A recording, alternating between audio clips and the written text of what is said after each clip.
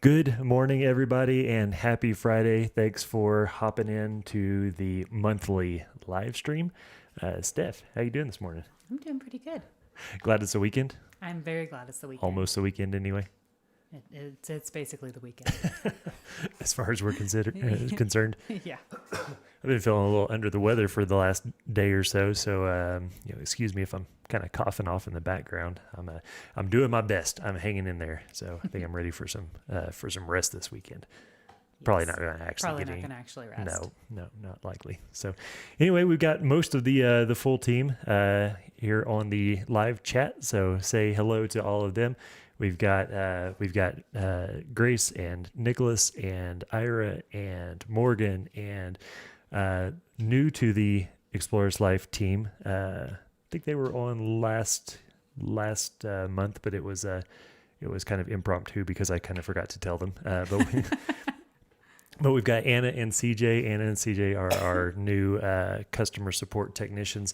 And so if you've been asking any kind of questions over at shop.explorers.live/support or through the chat messenger, you have likely talked to one of them. And that's been really great to have some help over there for myself. So they're doing a great job. And so everybody over there, I'm not sure who's divvying up what tasks. I think Morgan and Grace are going to be kind of interpreting the questions and getting them over to Steph so Steph can answer them or Steph can ask them, and then her and I will answer them just like we always do.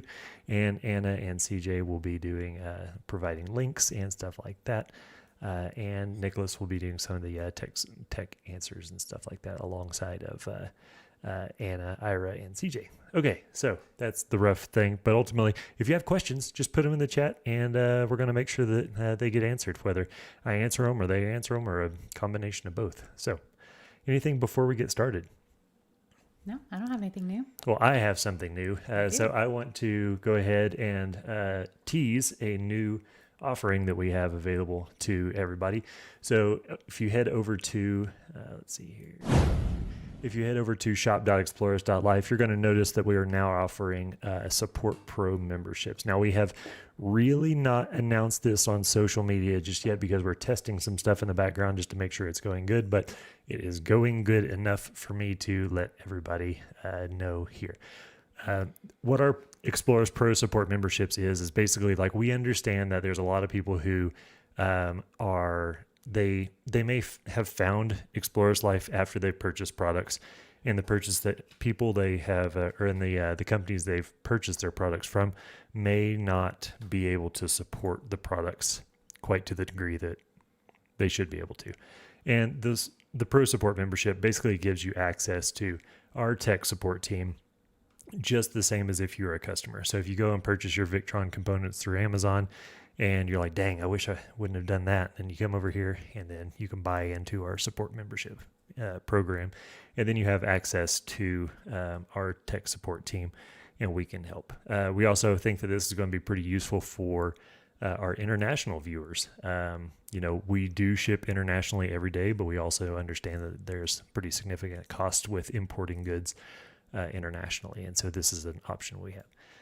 For people who have like EcoFlow units or non-Victron systems, we are happy to help you decipher user manuals and stuff like that to get your systems up and going, because we understand that I will be as bold to say that we are better at tech support than pretty much anybody.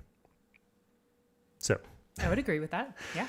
So that is the new offering. The Pro Support memberships, it's more than just answering questions though. There are several different like perks and services that go alongside that. If you go to shop.explorers.life/support/all products membership tiers, or just go to the homepage and click that big picture right in the very, very front and scroll down, there's several different options on like what is included with these. And so like system safety checks, system upgrade checks, firmware updates, that's a remote service that we're going to handle for you. Settings checks, that's also a remote service that we're going to handle for you. Done for you system programming, system efficiency and data analysis. And I'm not going to keep reading on this. I think all of y'all can read well enough to just go down this list and see what is available. And if you want more details on what these specific services are, you can go up here to the top to services and to individual services, and then all of these are listed right over here, and you can click through these. So far, we've sold a lot of the remote firmware. We've sold quite a few of these memberships because people want to be involved with, or they want us to handle the firmware updates and the settings checks. That seems to be what trips people up the most. And this is the thing, if you have a Serbo GX in your system, we can handle all this remotely for us. We give you a little 4 or 5 page PDF that lets you get started, get set up, and then we'll take over from there and make sure your settings are all good to go. And that solves a lot of problems. So that is pretty much it. I think that's all I want to kind of promote. Let's see. Moderator, could we get some deleting in for the spam? Oh, yeah. Sorry, I missed that. No worries. Let me just delete them from the channel. That's the first time we've had like any kind of like spam on the in the live chat. That stuff always happens like whenever we first upload a video. So like that's pretty typical to have to do that. Perfect. Thank you so much. Okay, cool. Well, let's dive into questions. This is just a question answer session. So ask whatever questions you've got down in the chat, and we will get those answered. Cool. Awesome. Well, I'm actually going to start with one that was not the first question asked, but the most recent question asked because it's about the services. Is the pro services annual only, even if paid monthly? Yes, you're going to pay on monthly, but we do require a 1 year commitment for that. Reason is because those prices on the pro membership is as low as $39, a month, and we can't do all of those services for just $39. That's just, we price this stuff to be as inexpensive as it can be and inexpensive enough to be fair, but ultimately that's too inexpensive for us to be able to do all those services that sort of involved. So yeah, we do require a 1 year commitment on that, but it's only $39 a month. You don't have to pay it all up front. You can kind of spread it out, which works well for most people. Yeah. Cool. All right. Should I see any output voltage from my Victron Orion XS 1400 when it's off and disconnected from the starter battery? I do, and it fluctuates with system voltage measured across the positive and negative bus bars.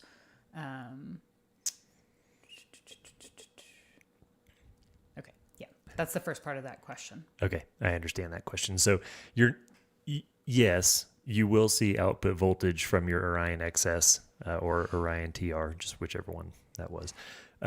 You will see XS. So you will see output voltage, but that's not necessarily like charging voltage that the actual unit is putting out.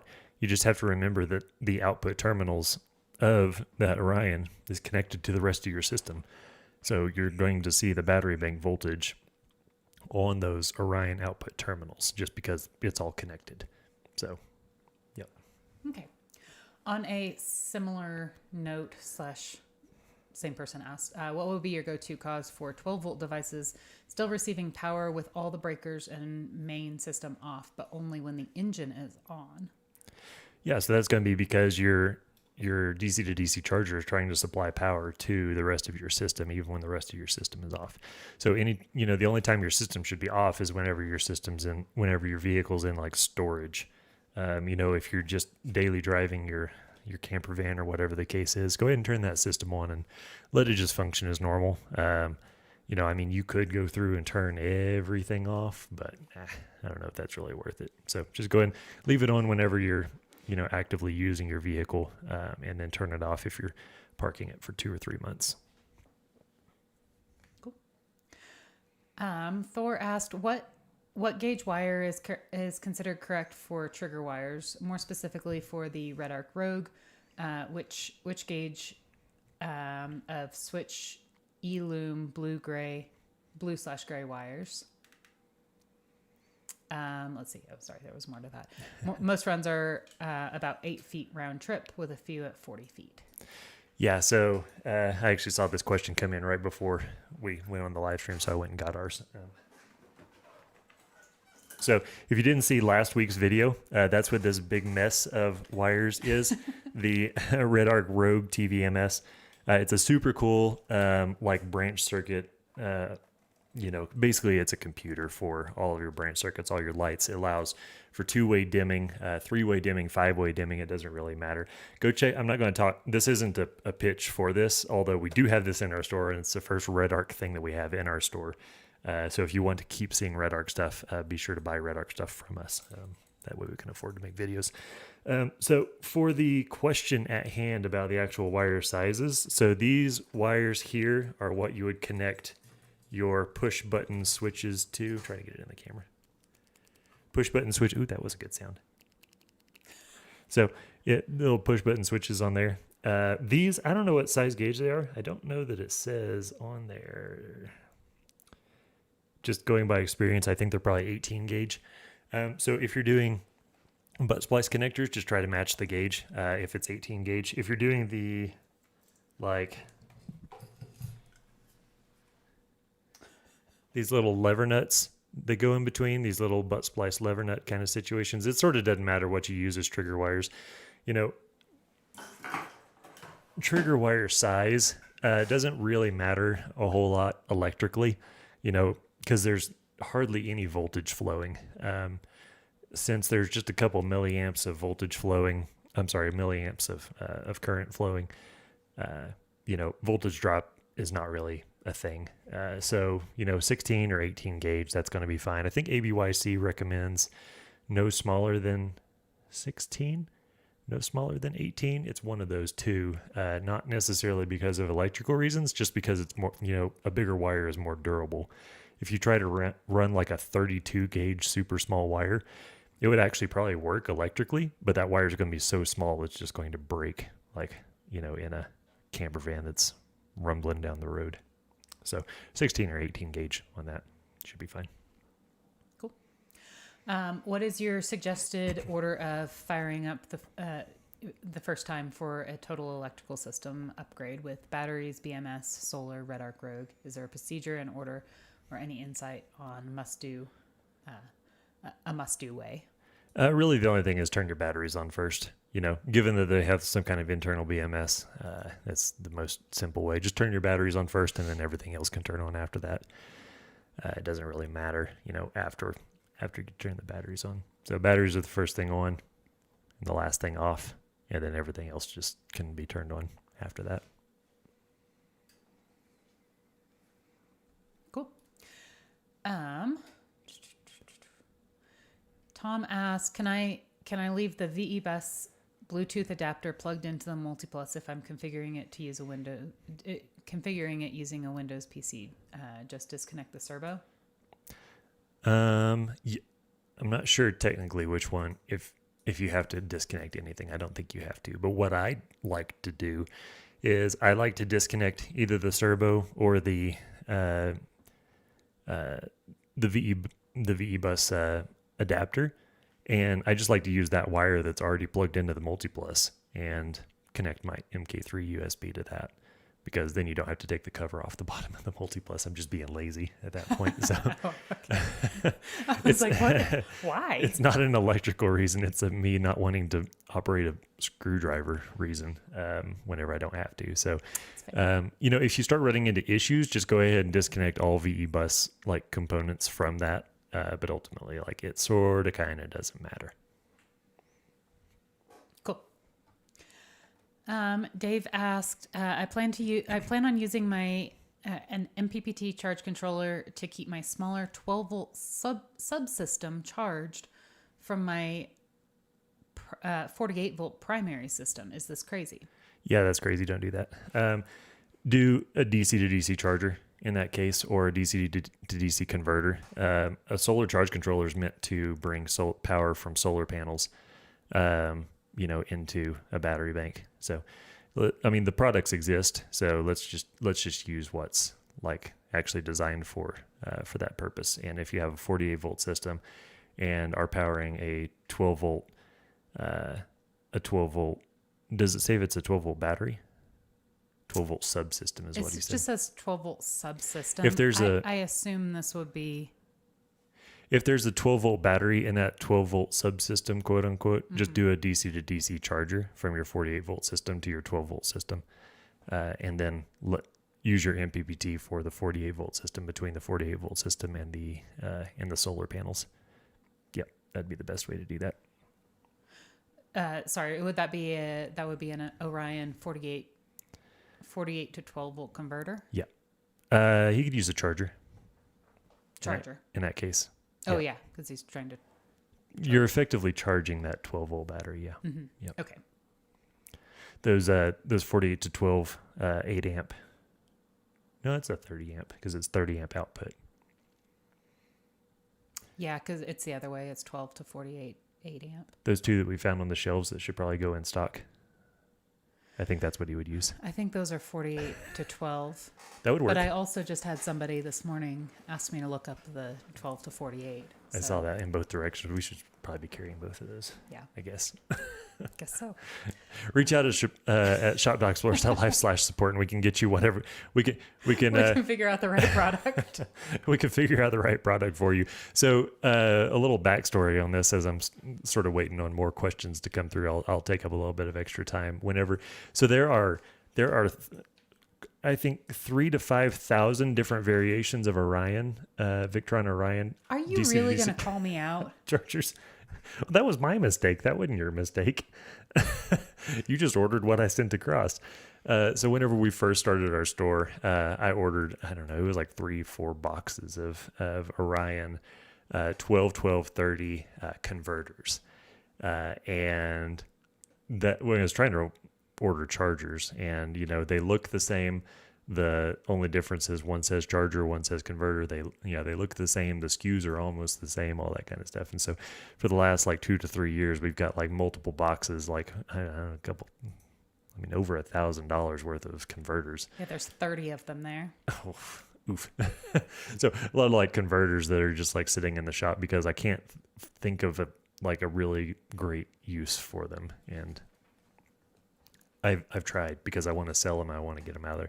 So we're going to be having a spring cleaning sale soon, and we're going to be discounting those, and we're going to be saying that those are open box because they've been sitting there forever, and some of them probably have been opened. Yeah. So if anybody knows what to use a 12-12 converter for, let us know. A 12-12-30, converter. So. And if you want 30 of them, let us know that too. I'll give you a steep discount on them. Also back to Dave with your 1248 converter or charger. We do have a couple of those in stock. So if you do need those, just reach out to us.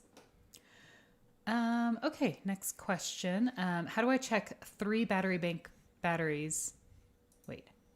How do I check 3 battery bank batteries are working individually? How do I check if the 3 battery bank batteries are working individually? Sorry, I had to say that like 4 times before I figured it out. You could just disconnect them and sort of see if they will charge and see if they will discharge. That's realistically the way to do that. It's not something you typically have to do. Unless you suspect that something is wrong. I'd be curious why you suspect something is wrong. I would want to know the signs and symptoms because typically you're not having to charge or not having to check to see if a battery is working individually. They just work. Yeah. Share your signs and symptoms and we can dive further into that one. Yeah. Cause, I was just going to jump in and say, I don't know that that just disconnecting them one at a time would work because if depending on the size of the battery and the size of the system. That's true because you could end up shutting down the BMS if you tried disconnecting. You undersize your batteries. Yeah, due to inrush current. Yeah, that's true. Yeah.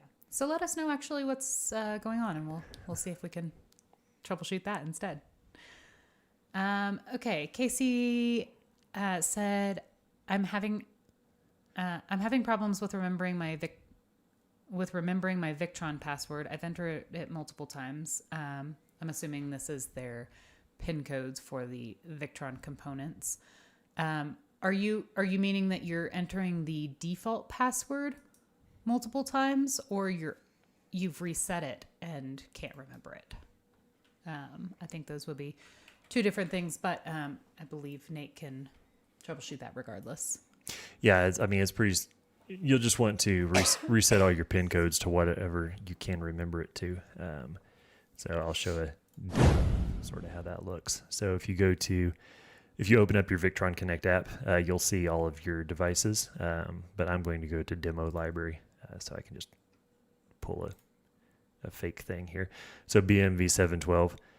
Once you put in your pin code that actually works, it's either listed on the sticker on the side of the device or whatever the case is there. If you go up here to the cog and then you go to the 3 dots here, so on a live working device, it'll have an option to reset the pin code up in here. So it's not showing up on mine just because this is a demo product and it's not a real device. But that's where you'd reset that and just reset it to something you can remember. That's pretty straightforward for the most part. Cool.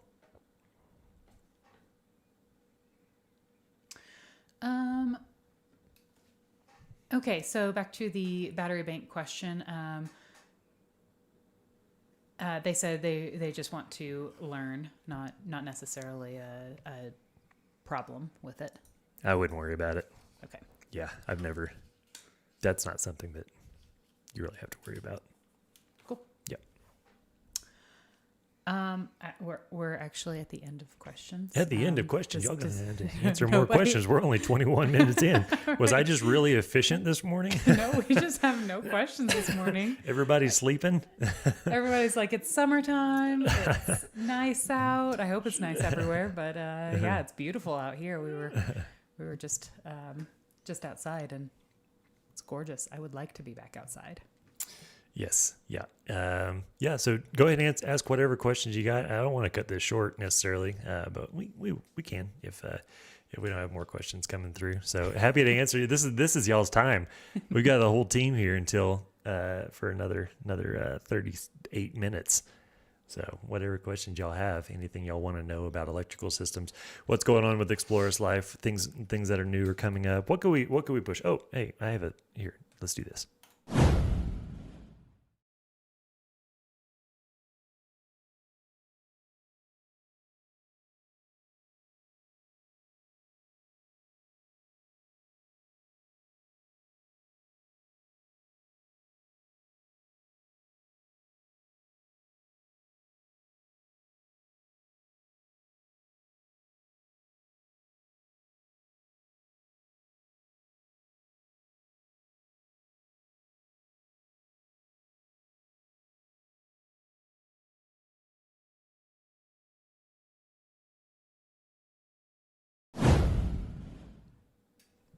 The team has been hard at work getting the DIY Solar Summit prepared and ready to go for this September. Steph, what's a quick update on that?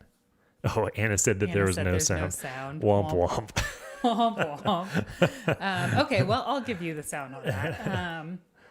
DIY Solar Summit. Yeah, update on that. We have our VIP builders locked in, and so we're going to have 8 VIP builders.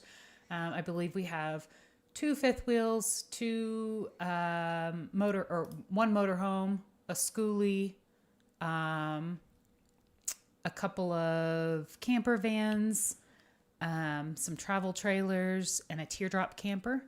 I don't know how many that was, but there should be 8. And so we've got everybody locked in, and we will be doing 8 live builds. September 11th through the 14th. So we're going to be releasing that schedule on, who all is going to be there, what kind of educational talks there will be, all of that. We're going to be releasing that pretty soon. Morgan and Grace and I have been working on that. So we're going to get that out hopefully within the next few weeks. And I believe we still have I believe we still have some room for campers. So if you guys are interested in coming, go to, what's the website? Is it events.explorers.life? I just blanked on it. I think events.explorers.life. Yeah, Mm-hmm. you're right. Yep. Events.explorers.life, and sign up for a camping ticket. Or if you don't want to sign up for a camping ticket, but you do want the full access to everything, there is an option for full access with camping offsite. So if you want to stay at the local KOA, if you want to get a hotel room, whatever is easiest for you, there's options for that. There's also day passes available. But yeah, it's going to be a great time. So hope to see you out there.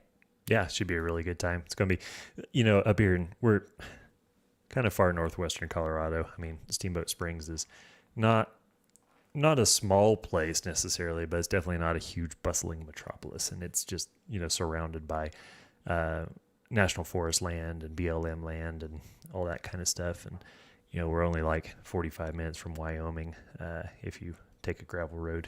And so it's pretty great up here. I mean, like ultimately it's such a beautiful area, and that time of year is great. It can be great for weather. We could have snow, but it's generally awesome because it's like highs in the like low 70s.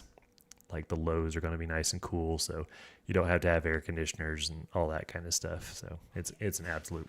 It's not my favorite time of year because I much prefer snow skiing, and I also like the super warm weather of of summer. But man, for working outside, that time of year is probably the best, which is what that event will be.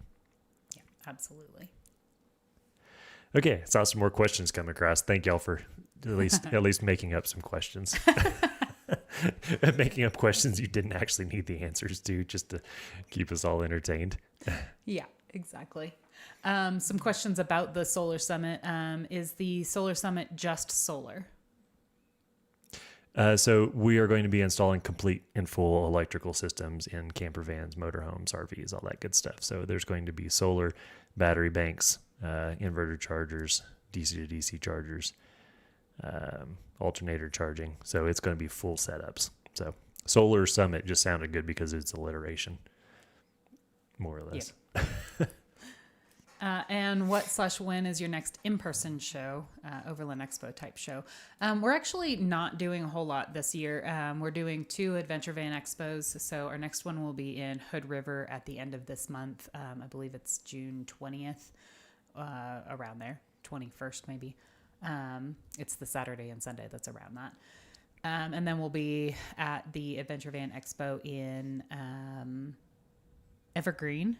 And I can't remember when that one is either. I think it's in July sometime. Yep. But those are the only 2 we're doing. We're kind of keeping it light this year because we're focusing on our own show. We hope you guys will come out to this show and support the event so that we can keep doing it year after year and make it bigger and make it better. And yeah, we're pretty stoked about our own event. So we're trying to not wear ourselves out going to other people's events. Yeah. And on some of those events we've had people that say that they would like to come next year instead. I guess it's important to go ahead and pitch that if we don't have enough people show up this year, we're not going to do it again next year. So, sure. It's just the reality of, because it's kind of expensive to throw this event. And so we just have to have enough people to come to it, to make it worth, the time and effort that it takes to put this event on. So if you want to come to it next year, be sure to come to it this year. Yeah.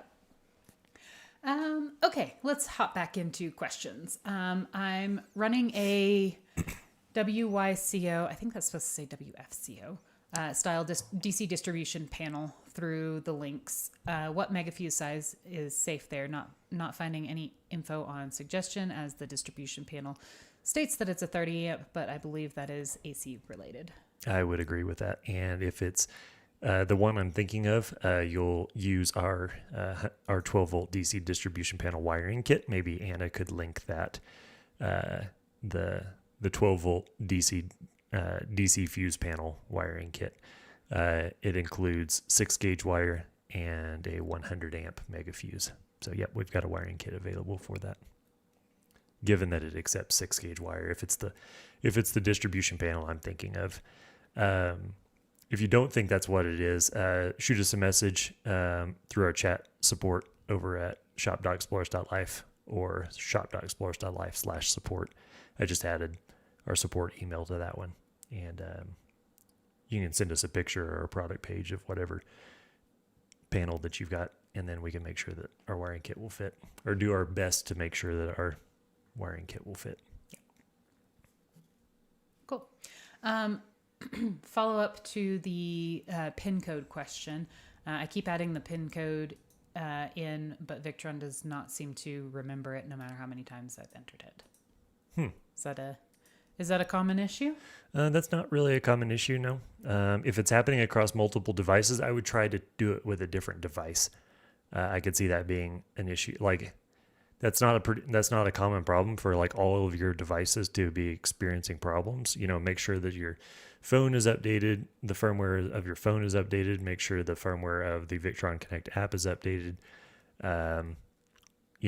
If you're still having issues, maybe try swapping to a different phone or tablet or whatever the case is, and give that a shot. See if that helps. Cool. So revisiting / clarifying that an earlier question about the 12-volt devices still receiving power when all the main breakers are off. So my 12-volt devices are receiving power when the system and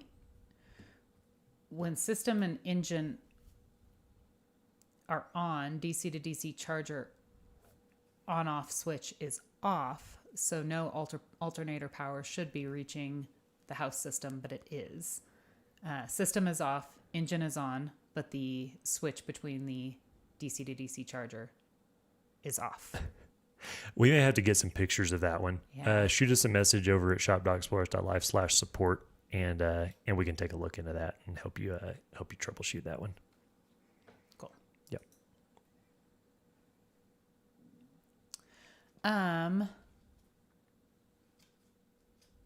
Let's see. Kevin was asking, I believe this is still related to that PIN code question. Does this mean it's best to get another Victron controller? No. Yeah, I mean, if you reach out to us for support on something like that, we're going to have, you can buy as many controllers as you want, but I don't think it's going to solve your problem. And then you're just going to have a bunch of controllers. I think I recommend sort of following the recommendation we said just a second ago and try it with a couple different devices and see if you can narrow it down to the device problem.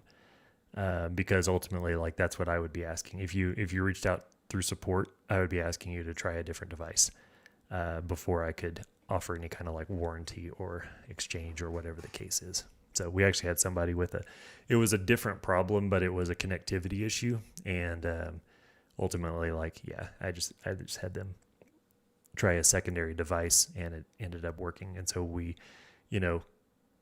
they didn't have another device. And so I told them to go to Walmart and buy a tablet, an Android tablet for whatever it was. And they did that, and they were able to connect. And so that tells me that it was a problem with the phone and not the actual device itself, like the actual Victron component. So, because remember, if you're dealing with you're dealing with electrical components, on both the Victron side as well as the phone / tablet side. And there could be incompatibilities on either side. So we just have to narrow it down. Yep. Cool. Do you have any recommendations for running Starlink on 12-volt directly? I haven't looked into that enough to have any specific recommendations. I know that Tiger Expedition, they make a USB, it's like a 100-watt USB PD plug.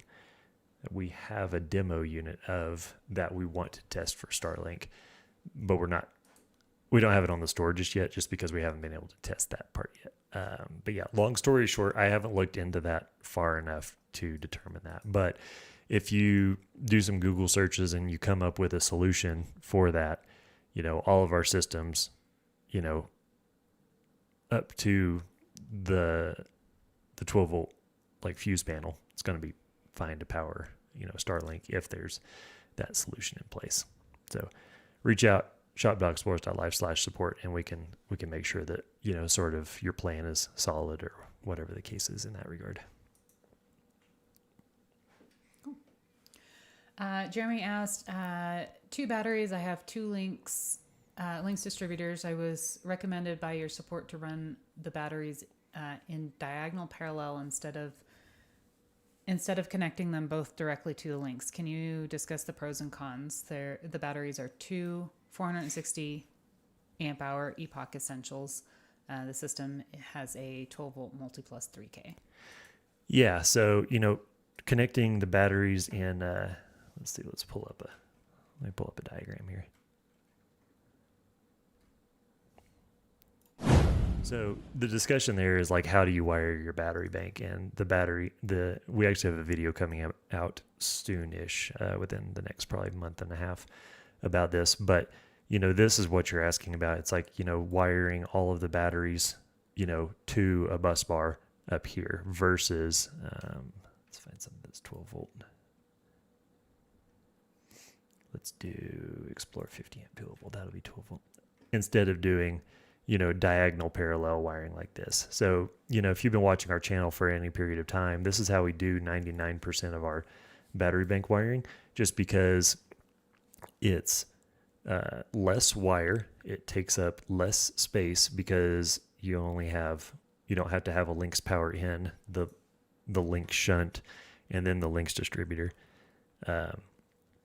And so since it takes up less wire, it also costs a little bit less, which is great. And ultimately, like, you're going to see some resources online where it's like, hey, parallel wiring, where you wire each, like bus bar parallel wiring that I just showed on the 48 volt system. That's better. And it's like, well, it might technically be better, but you're arguing like the matter of 0.0001% better. It's like, well, is it better? It's like, well, yeah, I mean, an engineer is definitely going to tell you how much better it is. But then whenever it comes to real world scenarios, it doesn't matter. So in Victron's Power Unlimited book, they've got Victron or Wiring Unlimited. Wiring Unlimited. They've got 4 different methods of battery bank wiring that they have basically approved. And all 4 of them are perfectly wonderful, although one of them might be technically the best. But, it's like, are you really trying to, are you willing to spend, 50% more, or are you willing to give up 50% more space just to have 0.000001% efficiency? Like, to me, that's a no-brainer. Like, that doesn't matter to me, which is why you see what you see in our shop and what we recommend. Yep. Cool. Okay. John asked, in our Explore Lite van wiring diagram, there's a 60 amp breaker between the car battery and the Orion DC to DC charger. Is there a maximum distance this breaker can be from the battery? Yes. Let me pull that up. Explore van, Explore Lite. Explore Lite van. Yep. Well, really any of the... Here, I'll just do this one. It's the towable RV. It'll be the same. Yeah. In concept. Okay. So question here is in regards to this run here that goes from vehicle starting battery to the Orion here and this breaker here. How far away can this be from the starting battery? And ABYC says that this can be no further than 7 inches from here to here. They make some different allowances on how you can move this further away if you put this in wire loom. So if you just protect this wire, because ultimately this little segment of wire here is unprotected, between the battery and the fuse. So, and the breaker, I mean. Now, if you were to put that in loom, how far could you? You're testing my. I am. Ira took his test most recently. I think it's 72 inches. I think it can be up. 72 inches is a lot. It's a long way away. And I think what happened there is I don't think that's an electrical consideration. I think that's what happened there. Here's my conspiracy theory. You ready for this? So I think that whenever they were writing the ABYC code book, one of the writers of the code book had his breaker in loom 68 inches away from his starter battery. And he's like, let's just call it 72 inches and that'll be fine. And so he didn't have to change it. That's not Okay. based on anything other than, I think that's probably what happened. So in short, 7 John, inches. John, 7 inches, or if you put it in loom, Also 7 inches. Just put it as close as you can. put it as close as you can. Yeah. Yeah. Okay. Can I wire in a standalone lithium battery charger to my non-lithium converter instead of replacing the converter? I already own a 14.6 volt 40 amp charger, and I would rather use it instead of replacing the converter. Can I don't think you would, standalone unless I'm just not charger? understanding the question. I can't see why you would do that. Can I wire a standalone lithium charger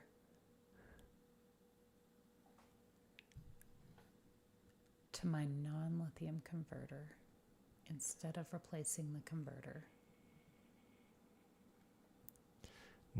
I think I understand what you're saying, and no. No, I don't think you can. You need you need a battery on the downside. You need a battery on the battery side of the charger. You need a battery on the battery side of the converter. If you have a converter on the battery side of the charger, I don't know what would happen, but that's just not how you install those. Yeah. So go ahead and just replace that.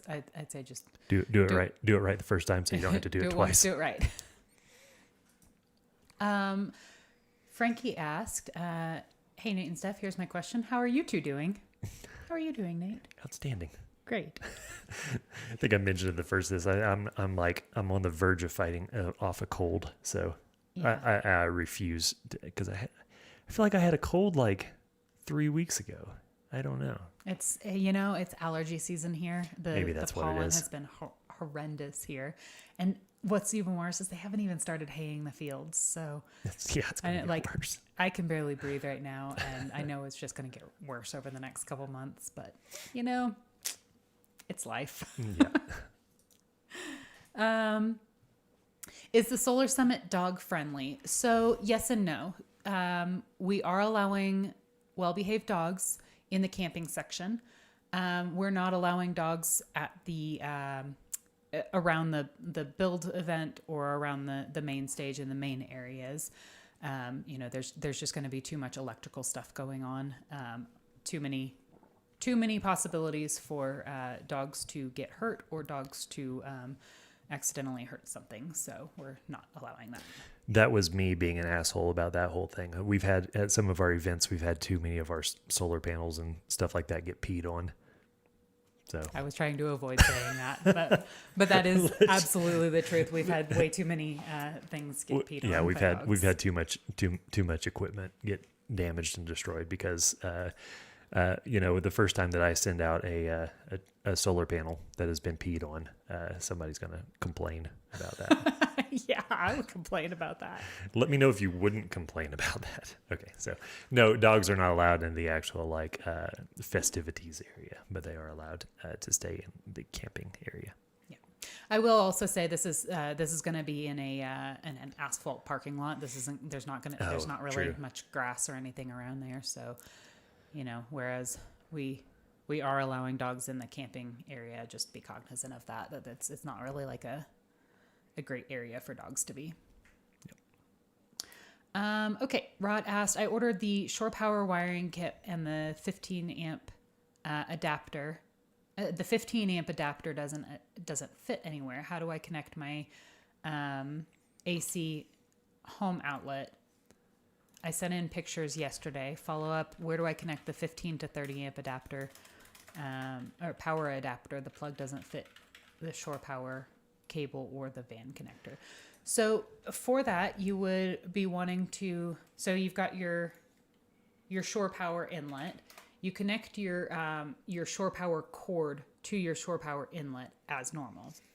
Then on the end of that Shore Power cord, you will put the 30 to 15 amp adapter. And then that 15 amp adapter plugs into your standard household outlet. I was trying to find a picture of that because I felt like I responded to that yesterday. I guess not. Okay. Yep. Yeah. Whoever did.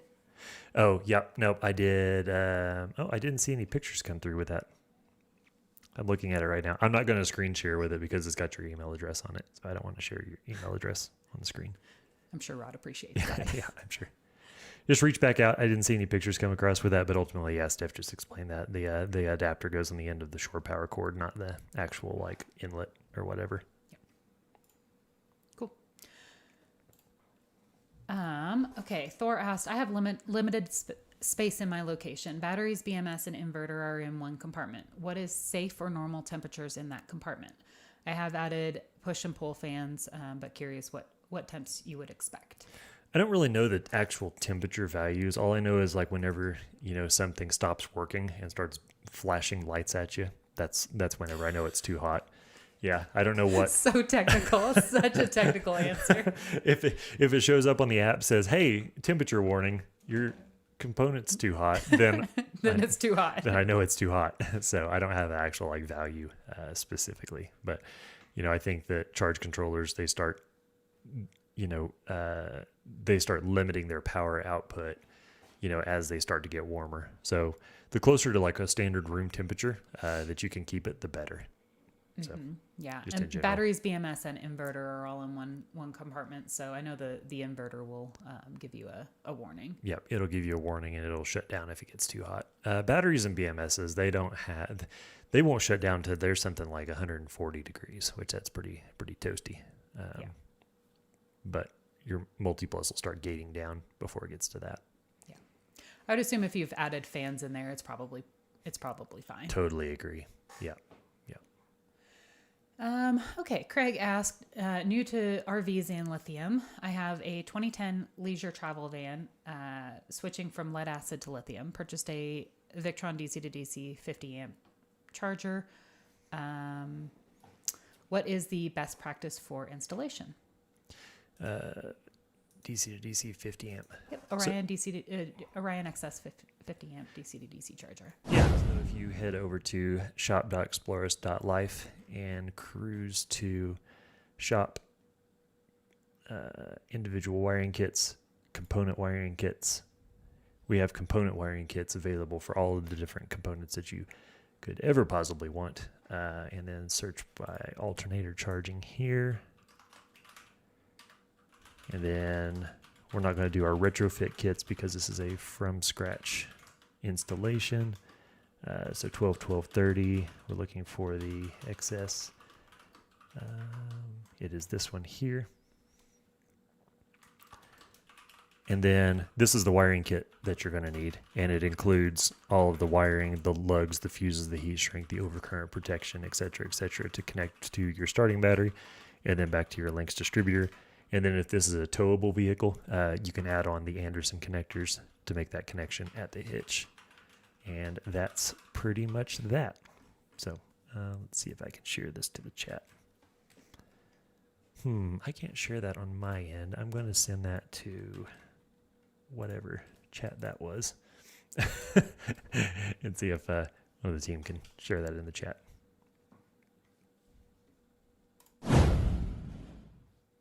Okay. Oh, you're still screen sharing. Just for a second, I was, yeah. Oops. That's all good.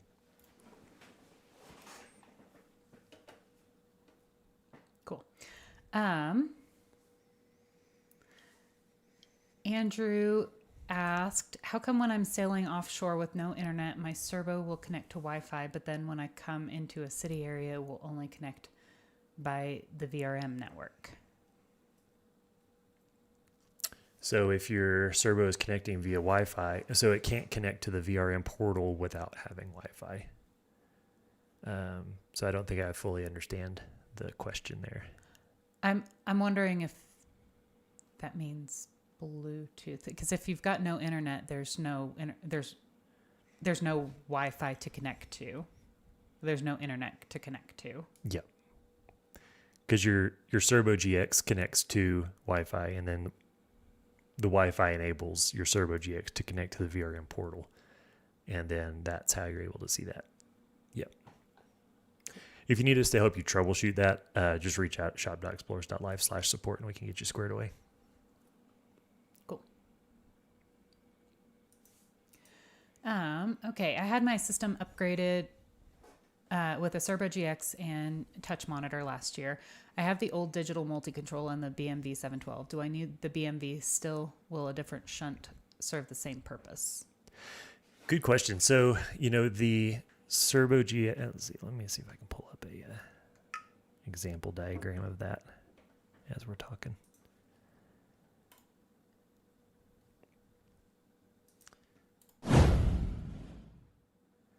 Okay, so once it loads, so this is how the typical Serbo GX system is wired. Let me see if I can zoom in a little bit. Oh, just a little bit. That works. Okay, so your Serbo GX and touchscreen here, they need to be connected to all the different components of the system. So it's connected to the Multiplus, it's connected to the solar charge controller, it's connected to other solar charge controllers, DC to DC converters, etc., etc. In this particular system, this is a link shunt, but it's also, your Serbo GX has to be connected to a shunt in order to, display battery information. You can't go without a shunt. Now, you mentioned that you have the BMV 712 shunt. That's going to be connected in the same fashion, and you can't get rid of that shunt. Now, you're asking, can you get a different shunt? I mean, yeah, you could, but it's kind of throwing money away, to be totally honest. And I just connect to your BMV 712 shunt and, call it a day. There's really no reason to replace that. You're not getting any kind of like perks by switching out a shunt to a different shunt. It's just going to give you the same values and stuff like that. So yeah, that's pretty much that.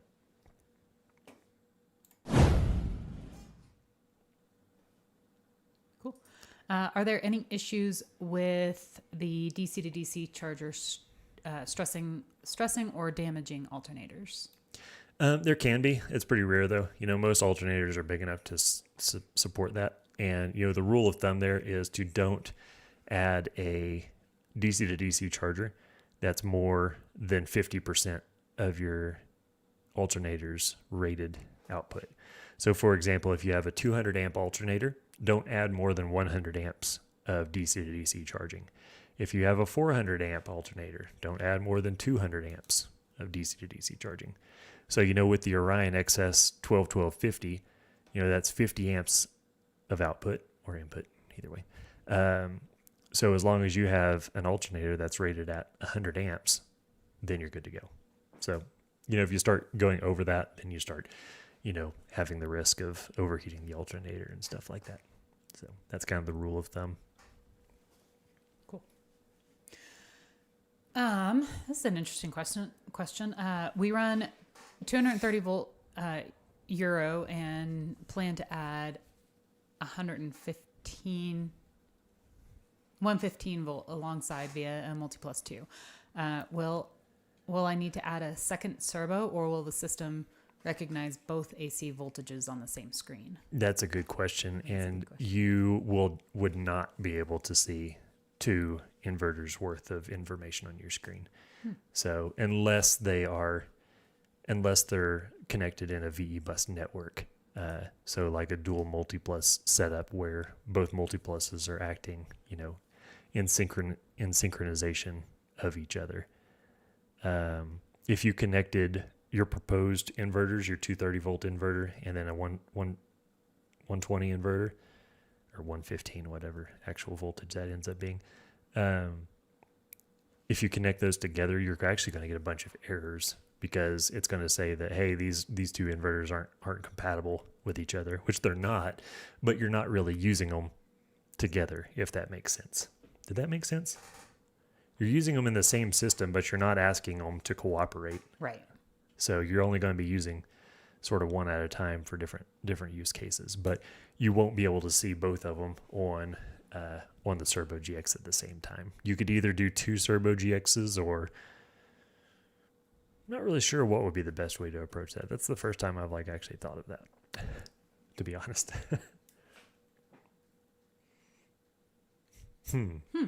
Interesting. I'd probably just pick whichever one you're going to be using the most. I would pick whichever one you're going to be using for shore power. unless you're going to be using both for shore power, and then I don't really know which one you would, would be best. Kind of pick and choose, but no, they both wouldn't show up at the same time on the same device.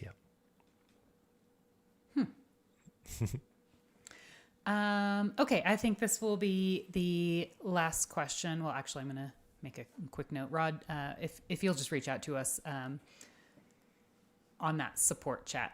Sounds like, yeah, you've got the 50 amp shore power cord instead of the 30 amp. So let's just get that exchanged for you. Yep. Okay, last question. I purchased a system from you and have an Epoch. Oh, wait, I'm sorry. I skipped one. You did There skip were two. one. I was like, did you not like that question? Nope, I just entirely skipped it. Okay, so we have 2 more questions. And then we will call it after that. Perfect. My motorhome came with a Xantrax Pathmaker to link the house and chassis batteries. Which Victron component should I use to replace this older component, assuming it's some type of combiner relay? I don't really know what that is. I don't know what the Xantrax Pathmaker is. To link the house and chassis batteries. Yeah, I think you just said that sounds like an isolator of some kind. Are you looking it up? Or are you typing something? No, I was just typing something. Sorry. I'm not really sure what the Xantrax Pathmaker is. Reach out to us at shop.explorers.life and we'll grab some pictures and we can kind of look up what that is. I would like to look it up live, but ultimately I don't have that kind of multitasking ability. Yeah. Unless you just want to sit here and watch me type for a second and try to figure out what that is. But yeah, we can. Our customer support team can help with that. Cool. Okay. Now, actually, last question. I purchased a system from you and have an Epoch 24-volt battery with a Victron communication ability. Are you okay? I just broke my pencil. Sorry. Okay. Do you recommend that I allow the Epoch BMS to control the charging via DVCC or program it separately? That's a good question. So Epoch batteries, the Epoch V2s, they have built-in BMS that can communicate with Victron equipment. And what I usually recommend doing is I recommend not connecting that to start because you don't have to. Like if you have a system with a shunt in it, with a Victron shunt in it, it's going to function absolutely perfectly, as a standalone system, just the same as all the videos that you've seen on our channel that feature something with no communications, like the older Battleborn batteries you see in all of our older tutorials and stuff like that. But with the Epoch V2s, they can still function as standalone batteries with no kind of communication with the Servo GX. You don't have to have a Servo GX in your system at all to, operate those batteries. And so what I recommend doing is to set it up without connecting it to the Servo GX to start. Get it up and running, get everything programmed, and use the system a little bit so you kind of understand the Victron ecosystem. And then once you're a little bit more familiar with how everything works, then we can connect that into there so you're actually getting battery readings directly from the batteries instead of through the shunts. And then we can go from there because it's a little bit more of an advanced setup. And I think the communication interface, it's not quite as good as with a Victron shunt, just because ultimately, like, you're sort of getting a third-party brand in there. And I don't know. I think it's just really nice to just stick with the Victron shunts right off the bat to make sure everything is up and running and functioning perfectly before you start incorporating some kind of like external control of a battery BMS communicating to the Servo GX. So I think that's the direction I typically go with all but the most experienced users. So yeah, I think that's the best way to do that. Great. Oh, Jeremy said in here, he said Pathmaker joins batteries for charging but separates them for discharging. So if it's just a simple isolator, like, I'd be curious why you would want to replace it, because Victron does have the Victron Cyrix, but we don't even carry that. I don't know what that is. Yeah, you remember that the Blue Sea ML ACR that we had in the old Sprinter? It's basically that. Oh. So, I mean, Yeah, it's no. it's just a simple isolator. So I mean, unless you're having problems with that device, I just leave it in place. There's really nothing like Victron. I mean, Victron, yeah, like I said, they make a Cyrix, which is basically that, but it's not really an upgrade necessarily. It's just a replacement part. So Cool.